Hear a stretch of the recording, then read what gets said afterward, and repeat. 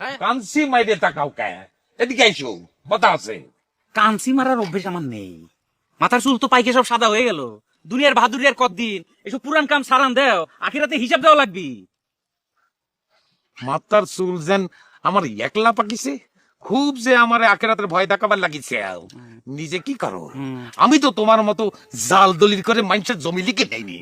ওয়াস পাগল যে সারা দিন তোমার লটি নিয়ে তাড়া করে বেড়ায়, সেটা কি এমনি? তুমি তো ওয়াজিক নিয়ে ষড়যন্ত্র করে আমার পিছে লাগাইছাও, জানি না মনে করো।